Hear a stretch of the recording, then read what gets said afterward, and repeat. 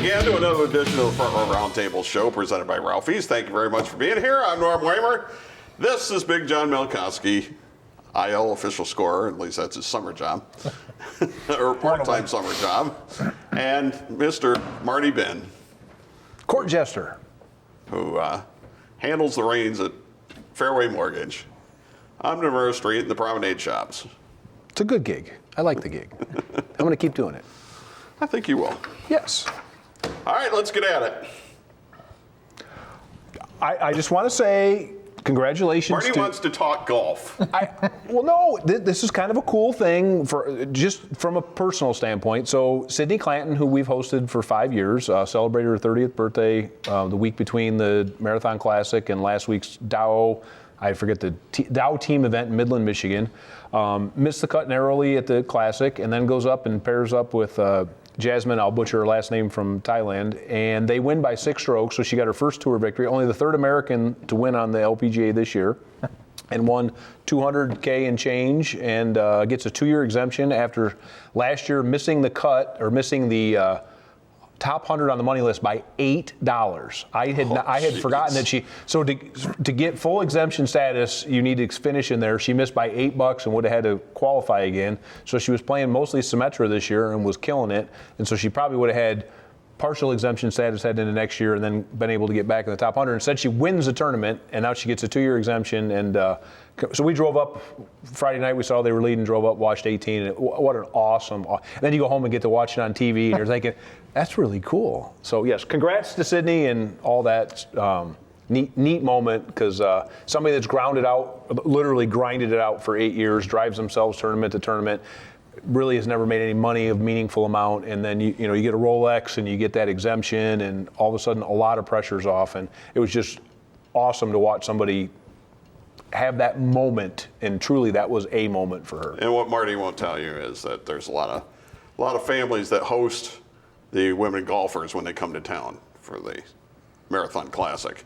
Dozens every year. You guys have been doing that for 5 years. Quite some time. Yes. And love every minute of it. And it's. I mean, you really truly get to know them as people, not just as athletes. And what most ladies on that tour go through to stay on the tour and to qualify, because there's just not the amount of money that there is on the men's tour. And it was a cool moment, and congrats to her.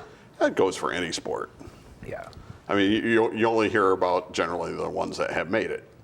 You don't hear about the ones that struggle to make it. We focus on all the big money and all the other things. We don't focus on the NFL guys that play 2 years and are done, and by the way, still need 3 knee surgeries and all the other stuff. Because they have to take care of, the women golfers have to take care of their own travel and all that too, right? Oh, so. Yeah. Pay their own caddies. Many of them still have to pay entry fees into the tournament. A lot of times they pay in the program just to get the entry fee back. I mean, it's a thing, and for most of them, they don't make. If it wasn't for some small sponsors or some patrons who helped them out, they wouldn't be able to afford to stay on the tour.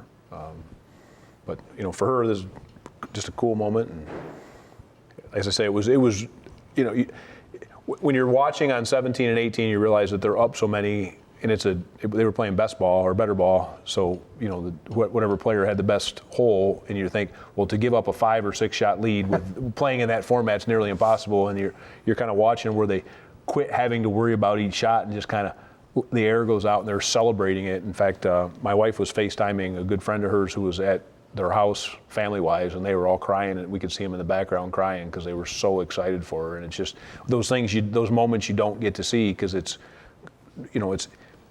public, but it's sort of private, that small world that no one knows about. And very cool. Actually, her partner broke her back swinging a golf club a couple years ago, had to have surgery to fuse the back, had to retool her swing entirely, won the Marathon Classic, not this year, but a year ago, coming back. This was only her second win because of the back surgeries and whatnot. And the two of them have very different games, don't play the course the same way and whatever. In fact, there were a couple par 4s that were drivable. Sydney had to wait. Jasmine's hitting it out there perfect. It was an interesting yin and yang and a fun event. Yeah, and you don't think about how short the careers can be.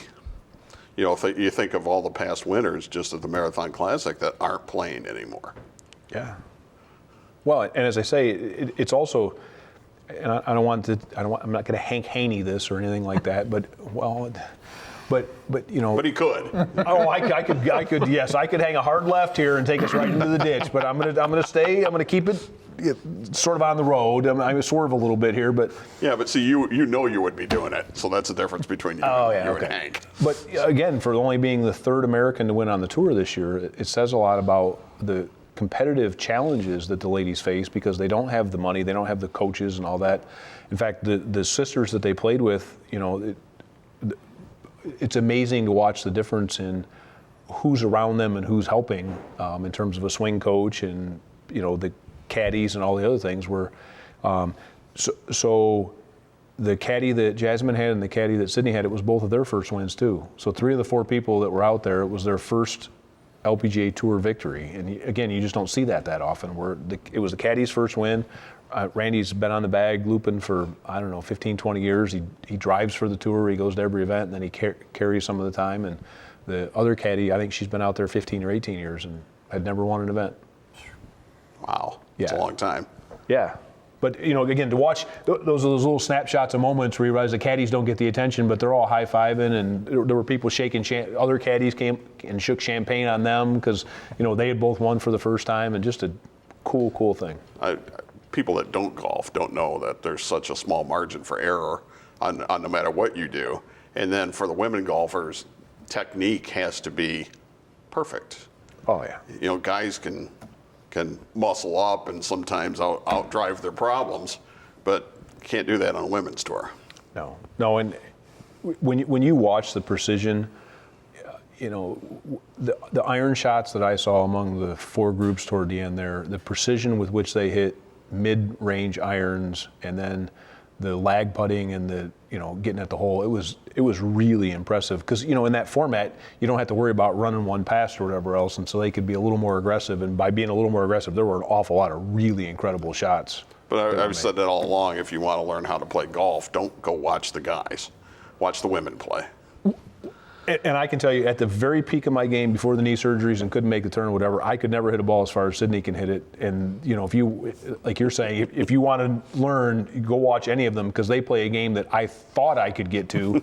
But, you know, she hit one 290, 295, you know, at a green and, you know, ended up hole high left. I think it was, I don't know, almost 290 to the hole and ended up hole high left, hitting driver. And I'm thinking, yeah, that's never been in my bag. Not at the peak. You know, 275 was killing it for me, and that's been a long time ago. Yeah, I couldn't do that downhill with a hurricane in my back. All right, let's take a timeout. We'll come back. We want to get into some college football when we come back. You know, it's right around the corner, and we'll return. It's the Front Row Roundtable show presented by Ralphie's. Bring yourself to Ralphie's. Chill out today at Ralphie's with their frozen margaritas and daiquiris. And get half-priced wings after 9 p.m. 7 days a week. What goes great while watching baseball games on our many screens? The quarter-pound all-beef dog basket, served with a pop or draft. Daily for just $9.99. Bring yourself to Ralphie's. Yeah, it's that good. What can you expect from working with Fairway Independent Mortgage Corporation? Our branch manager, Marty Bin, can help you navigate through the loan process with the service and speed you deserve. Contact Marty today to get pre-qualified. Make your home buying dreams a reality. Call 419-481-8696 to speak with Marty Bin today. Powerbomb Wrestling returns to Toledo coming up on Sunday, August the 18th. It's a summer stunner at St. Clemens Hall, 2990 Tremainsville. 4 title matches on the card, including Brandon Day defending the heavyweight title against sexy Sean Casey. And you can find everything you need to know, including tickets, at pbwexcitement.com. It's the summer stunner, Sunday, August the 18th, and Powerbomb Wrestling.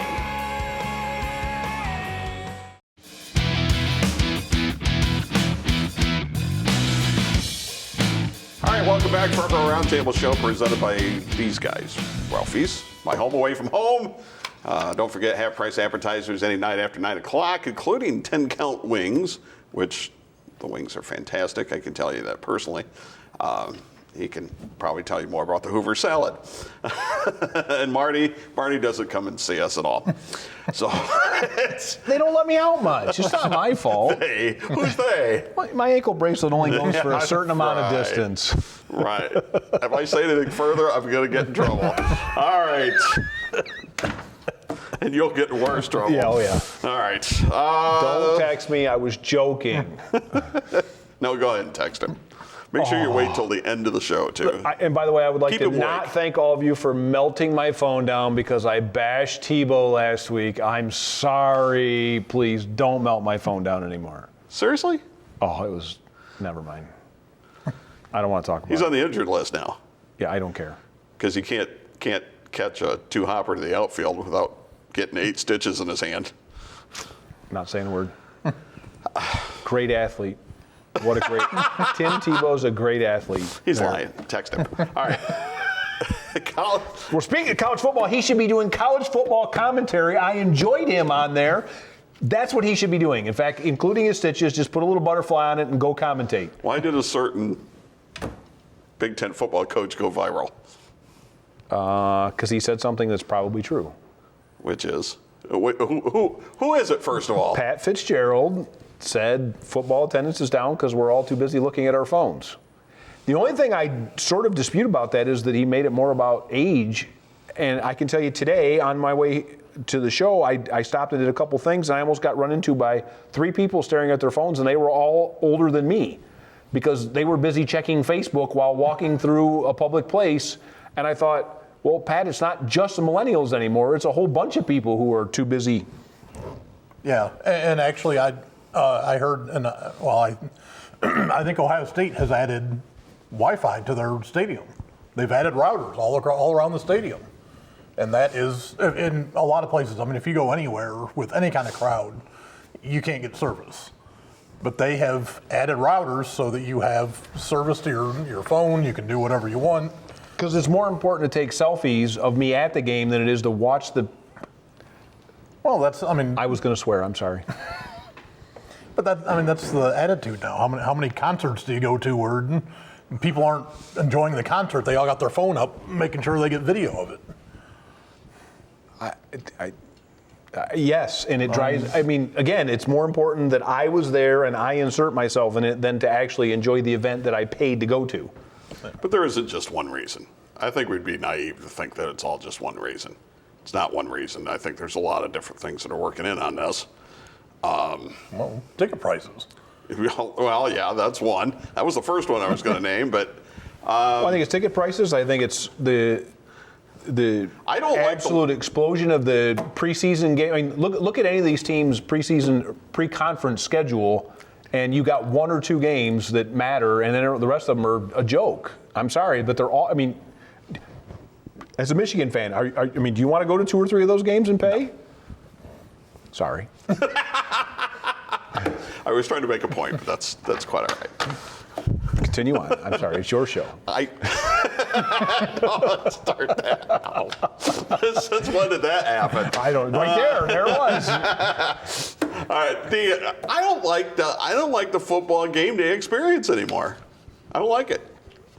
Yeah, I don't like it. College football has become a 3.5-hour plus experience, and if you're there, you got a 5-minute delay between, you got the kickoff, and then you got 5 minutes you're sitting through while they do commercials, and you're just sitting there. And there's I nothing don't to drink do. beer, so see, that takes me out of half of the experience in the first place. It's worse drinking beer. Because then you got 5 minutes between plays and do nothing but drink beer. I'm with you, and the replays and it's just. I've never tailgated. They talk about baseball slow.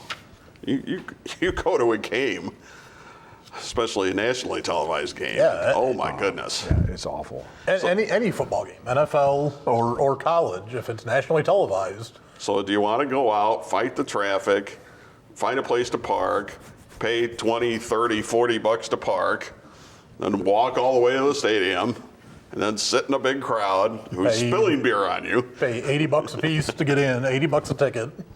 Yeah. Could be raining, could be snowing, could be 90 degrees, like one Ohio State game I went to, with no shade. Yep. So, But do we you got really your think big- the big? But here's where I struggle with that. To being finish issue. this, TVs have gotten bigger, cheaper, Better and quality. The camera work is so good, you actually get a better shot of it at home watching TV than you do actually at the game, and because you could be a mile away. So my answer to that, at least in my opinion, is what you have though is you have the haves and the have-nots. So people are still going to go to Ohio State, Michigan games. They're still going to go to Auburn and Alabama, and they're still going to go to all that other stuff. And they're going to go to most of those games because they're going to pay for the garbage games because they want the premium Well, games. that's because they can't get in. But Indiana and Illinois and all those other places are going to struggle. And we talk about value. So explain to me why sales are down at places like Toledo then. Because there's value. I mean, you can go there as a family. It's as inexpensive to go to a Rockets game most of the time as to go to a high school game. But the reason why they would keep selling out at a place like Ohio State is they could probably sell 150,000 tickets if the stadium was big enough. Yes. So you may have 100,000, but you may have 50,000 waiting. So if you don't want to go, there's a couple of people probably lined up to take your spot. That's why they continuously sell out. That's not that way in the MAC. As a matter of fact, the attendance numbers that they showed of the top 10 conferences, the MAC was 10th, averaging about 15,000 a game. I think that's good attendance. But even in the MAC, you have such a wide range because you've got places like Eastern Michigan where they sell 200 tickets.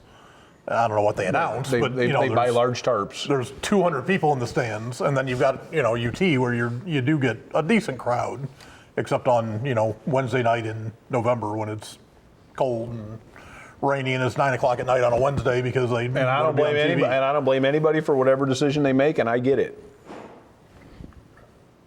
But I really think the problem is the quality of many of those games at the lesser schools, the Indiana whoever game, has been diminished so bad that no. Well, I'll give you two other factors that I think.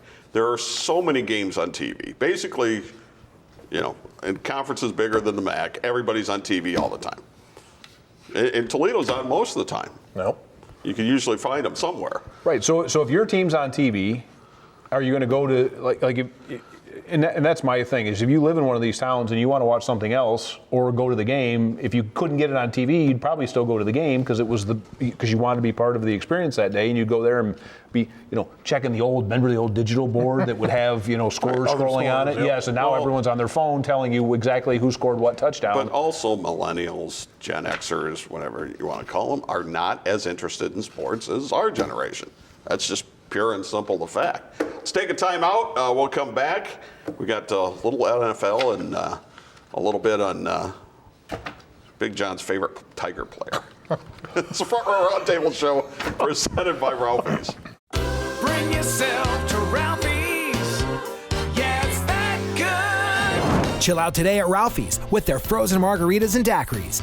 And get half-priced wings after 9 p.m. 7 days a week.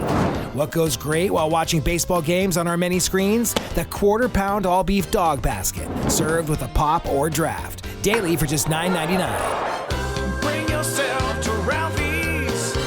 Yeah, it's that good. What can you expect from working with Fairway Independent Mortgage Corporation?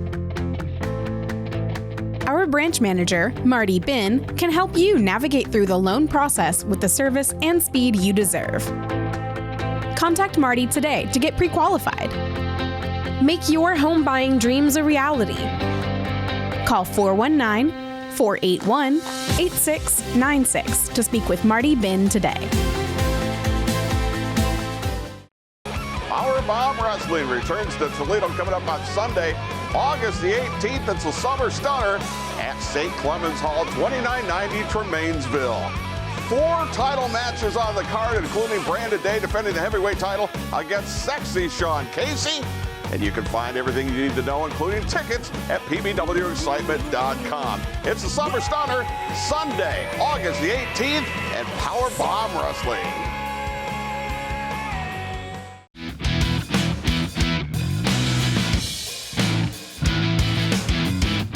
And welcome back from our Roundtable show presented by Ralphie's. I'm Norm Waymer, Big John Milkowski, Marty Bin. Little NFL before we get to the baseball stuff. We haven't addressed the proposed 18-game schedule by the NFL that players can only play in 16 of them. This may be the dumbest idea we've ever actually discussed out loud in the history of the show. Oh, that takes in a lot of territory. I'm saying, but when we texted about this when it first was proposed, I thought this is the dumbest one I've ever heard. Yep. Like, you don't get to play all your best players in football. It's not like baseball where there's a pitching rotation or whatever. Stop. Well, they've been after this 18-game schedule basically ever since the USFL did it, because they had an 18-game schedule. So the NFL has been hot to do this because what? They'd make more money, believe it or not. So the argument So you're has saying been money was the reason for it? Stunning, I know. But the argument has been that the players won't hold up for 18 games because they have a hard time holding up for 16. So I'm sure this is why they came up with this idea. But the other thing that I don't think anybody has really mentioned is this is also a way for the owners to keep all that money, because the players' contracts, you're still only playing 16 games, so I don't need to pay the players anymore. Tom Brady's only going to play 16 games. He doesn't need to make more money. Dumbest proposal in the history of our show. I totally agree. That's it. I don't even know if I want to talk about it anymore because it is the apex of stupidity. You know that Brady would play 9 home games and 7 on the road. I'm just saying. I'm sure everybody would. You'd have to figure out what games you want to. If he's healthy. All right. So this year you'd have to play against the Browns. Normally that would be your bye week.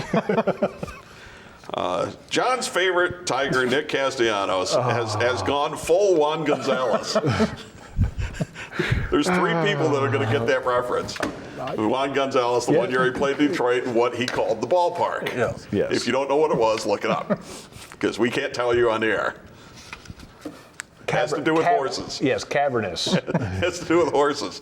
Now they moved from where they debuted the park. They moved the left field fence in like 25 feet and put the bullpen out there. And now Castellanos, who's probably on his way out, he's not at the time that we can hope, taped this. I'm going to throw a little party. You might want to check out my Twitter account when that happens.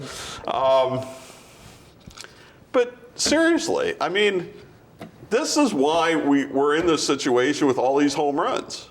It's why the Twins and the Yankees played that 14-12 10-inning game earlier in the week, because everybody keeps moving their fences in. Nobody ever moves their fences back. Well, and if you're the Tigers, why not embrace it? Why not bring back the 86 Cardinals and put a lot of speed guys out there, embrace having the big part. Miguel Cabrera did win a Triple Crown in that ballpark. When I saw the whole thing, I was thinking, does Miggy know that you feel this way? Because what he's saying, I should have won the Quadruple Crown because, I did it with a handicap? I mean, seriously. They put up some incredible offensive numbers as a team for several years during that run. Castellanos is leading the league in doubles. Yeah. Those don't count. They don't help. They don't help with your next contract, and no one cares anymore because there's no. Well, that is true. You don't hear a guy, saying, "Hey, I led the league in doubles. I need a big contract." It's all home runs. Now I could see. I don't want them to do anything, but if they do something, in right field, it goes out about halfway and then it jets out. You want to cut that off, round it and out, make it straight across, and then drop the level of the fence. I would be okay with that. I wouldn't really care for it, but nobody asks the pitchers. Because the pitchers are having a hard time getting anybody out. The way things are right now. Yeah, the Tigers are the worst team in run differential as it is. As we tape this, worst record in baseball. Yes. I mean, could you imagine if they brought the fences in? How do you think Jordan Zimmerman would do if they brought the fences in? All I'm going to say is what I said earlier. Can we agree, and I know none of us ever do, but can we agree that's the worst free agent contract in Tigers history now? Because you and I argued about this several years ago, and you were unsure, and I'm now positive that it is. It's by far the worst. Who's the pitcher that they signed from Minnesota? They gave like a 3-year Mark Redmond contract. No, not that far back. Not that far back. See, I still don't think it's as bad. He was so good you can't remember. Because for $30 million more you could have kept Scherzer. Yeah. Okay, so let's consider what that really. So for $3 million a year difference, one way or the other, you could have kept Scherzer and not had Zimmerman. How's that working out for you? I think we know how it's working out. Very poorly. Well, worst record in baseball, as you said. And Although I did think it was fun, the Castellanos homer they're talking about. Well, didn't he hit that off Anibal Sanchez? I don't know. I think that it's just funny old Tiger stories because I don't know what the pitchers think about it. But like we said, it doesn't matter. who got better once he left Detroit? In smaller ballparks. Well, he did win an ERA title when he was with the Tigers, but Yeah. the last couple of years were awfully rough. Yes, it was not good. Not quite Jordan Zimmerman rough, but awfully rough. Yes. So where's Castellanos going? You said Cubs, so let's go over that outfit. Well, Phillies are always a possibility too, but it may have happened before this. Wait, I thought By the Trevor time this Bauer airs. was a Philly by now. Don't know. But there's no more waiver deals like the one that Verlander had, the Tigers had with Verlander in Houston. Believe it or not, they ran Verlander through waivers. Nobody claimed him. Boy, I bet there's a lot of teams looking back going, don't. Some Homer Simpson voice going on. Right, and there's somebody else that got better Yep. after he left the Tigers. It's going to be a long time. I'm not saying a word. I don't know. Stay off my phone. I'm not a hater. I'm a realist. No, but I don't know It's how bad. Avila got an extension. Why would you give him an extension at this point? Trust the process. There are any players that they've acquired that have taken over an everyday job in Detroit? Not in those trades, no. Not yet. So it's an over. And Daz Cameron's struggling. Jake Rogers is decent, but not a great bat. We don't see any superstars from that deal on the horizon. No. Any of the deals. The keystone of the deal was a pitcher that is hurt all the time. Has thrown about 12 innings since he's been a Tiger. Tell us how you really feel. In the minors. You did see Casey Mize had an awful outing. Yes, I did. Coming back from his injury. Yes, he's had 2 or 3 in a row now. We're going to talk about pitching motions at some point. I don't like his at all. He's got a couple of problems that don't bode well for staying healthy. Not saying a word. Well, you're going to when we I tackle will, this yes. topic. We can't really do it right now, but because we have to go. Talk about motions. You and I have talked about keeping kids safe. A young man that I coach on my younger son's team just accepted a chance to play in college, and I was thinking there's another young arm that stayed healthy because he threw correctly for many years, and that's what it takes. We will get into this coming up down the road. All right, it is Powerbomb Wrestling coming your way at 2 a.m. You can't catch it, DVR it, or you can check out my YouTube channel. Just type my name into the search bar at YouTube, and you'll find everything right there. Marty, thanks. Big John, thanks. And also, Ralphie's thanks. We'll see you next time. Front Row Roundtable Show presented by Ralphie's.